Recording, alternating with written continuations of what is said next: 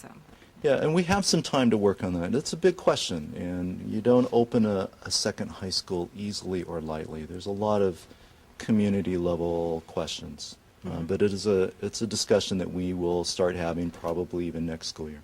Well, we're getting flagged down for time. I thank you very much, but I don't want to leave today's meeting without talking about something very fun coming up, the Milpitas Unified School District Crab Feed. Yes. Let's plug it.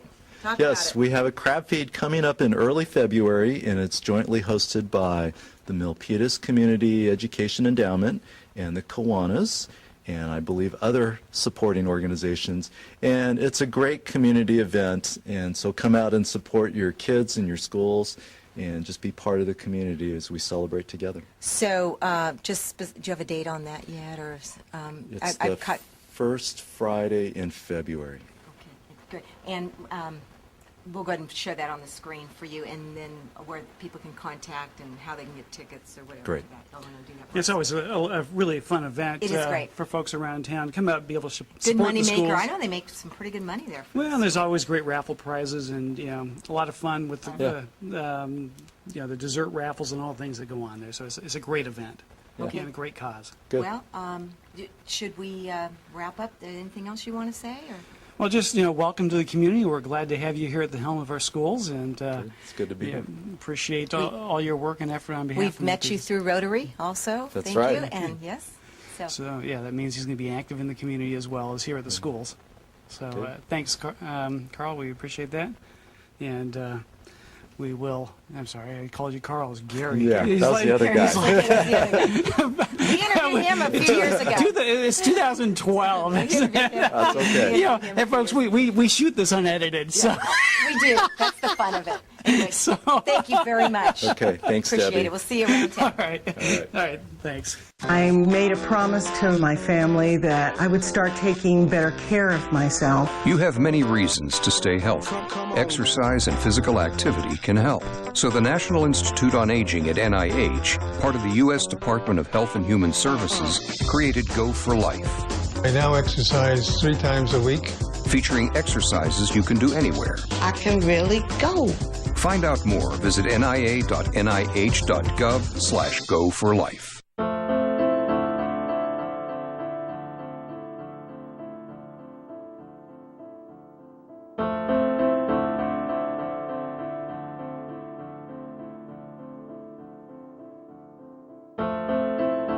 Behind the wheel, there is no such thing as a small distraction. A public service reminder from the American Academy of Orthopedic Surgeons. Speak out against distracted driving at decidetodrive.org.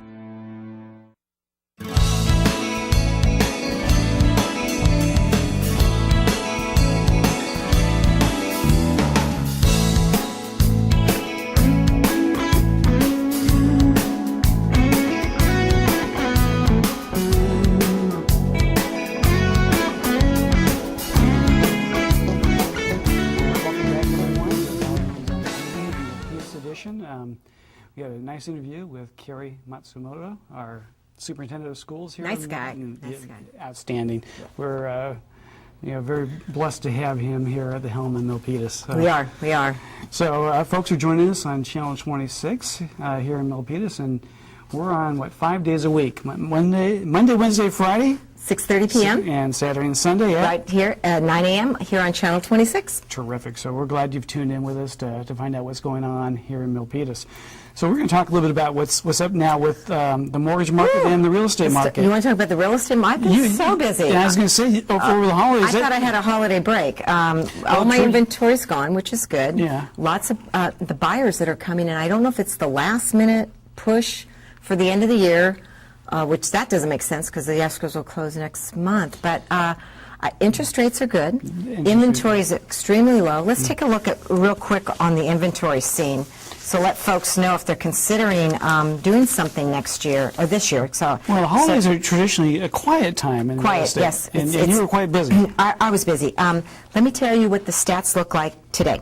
There's 46 active listings on multiple listings, single family, and 93 pending sales.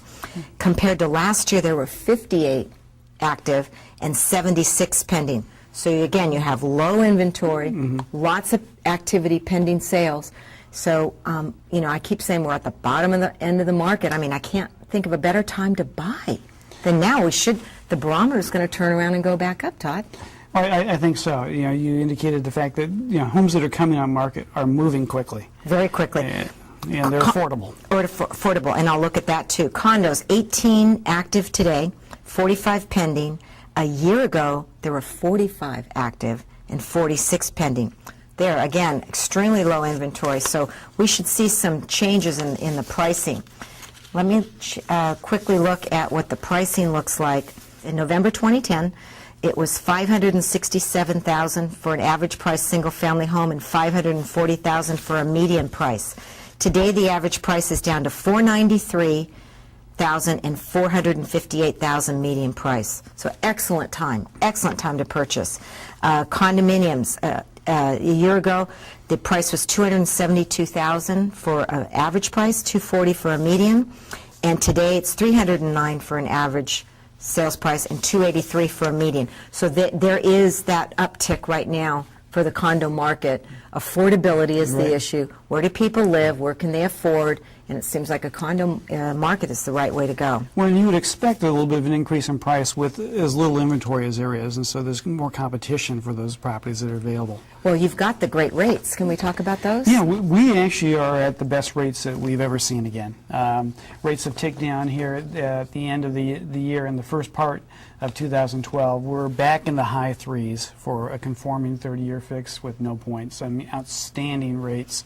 And the affordability index is there as well. There are a number of things that are going on, and maybe I could talk a little bit about what I see coming this year in terms of interest rates. Look at your crystal ball. Well, 2012, the Mayans say that the world's going to end. They're probably not going to happen. I think that we're going to be okay here, but we are going to have some of the best interest rates we've seen, historically. I think in the first quarter of this coming year. A couple things that are really fueling that. One is some of the uncertainty in the Eurozone, and that's been really what's brought interest rates down here. As there's uncertainty there in Europe and investing in Europe, that makes our bonds here more attractive in the United States, and then capital flows this way, which means that interest rates can be a little bit lower.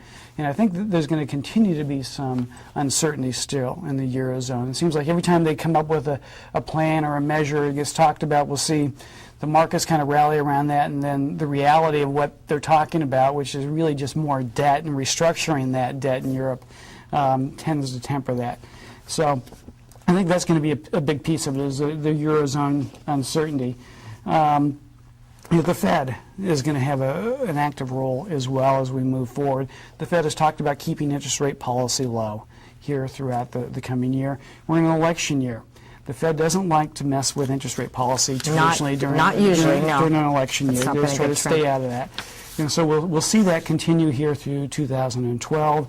And there's been some talk, though, is there going to be a QE, quantitative easing 3, again, pumping a little bit more money into the market. If that happens, I think we'll see rates drop a little bit on that news if there's speculation it's going to happen. But when it actually, if it does come to fruition, we'll see rates actually go up a little bit as a result, just because that tends to be inflationary. So we're going to keep our eyes on inflation moving forward. If it's going to be in the 2 to 2.5% range, the Fed's going to feel comfortable with that, and that it should be fine. It's not going to be too hot. But that's going to be kind of one of the key reads here as we look at the tea leaves about where inflation is heading. The other thing is the HARP program, the Home Affordable Refinance Program, has had some modifications to it. And that's a program which enables you to refinance your home if the value of the property is dropped. And it used to be that is program... Is that federally backed? It's a federal program. Your loan needs to be currently owned by Fannie or Freddie, but it was capped at about 115% of the value for the mortgage on your home. That cap has been removed, and we're going to look here in the first couple months of this year as the lenders institute that new program. And so if you've been in a situation where you haven't been able to refinance because of that, because of the value of your home and the loan amount, it might be a good time to just to relook at that. And it's a quick and easy lookup to do. Go to the Federal Reserve, or not the Fed, but Fannie and Freddie websites, and you can find out whether your loan is owned by them. Or they can call you and you'll check it out. I'm happy sure. to do that real quickly and easily for folks to see if they might be eligible for that. Well, Todd, I think we're going to have a great 2012. I'm looking believe so as for well. a good one, and I'm excited, and I'm excited to continue to, do their shows for these folks and bring people from the community in front of residents and talk about issues, particularly housing and lending that affect our community. And so, outlook for housing for this year? Are you? The crystal ball. Yeah. Great. Great from both ends. So, it's a great time to buy in open houses and people coming through. And I think that what I'm seeing is the leading indicator with the interest level with buyers is there's a factor of security now. With the job growth, the job stability, whether you believe, jobs are there or not, this valley has remained very strong. And then, of course, with the discussion with the superintendent of schools, the draw into Milpitas is key. People love to come here and work and play and live and raise their families, and it's a great community. And all that translates to high buyer activity. Right. And values seem to be stabilized right now in terms of pricing? Seem to be, and there's been a little fluctuations, and we'll report that out in the next few months if people want to watch that. And great interest rates, so all that really leads to, I think, a strong market here in Milpitas. So we'll see what the new year brings us all, so yeah. Well, terrific. Well, I'll see you next time. I think we have Steve Munzel with the Milpitas Historical Society, I heard. We do. I think we have a follow-up interview.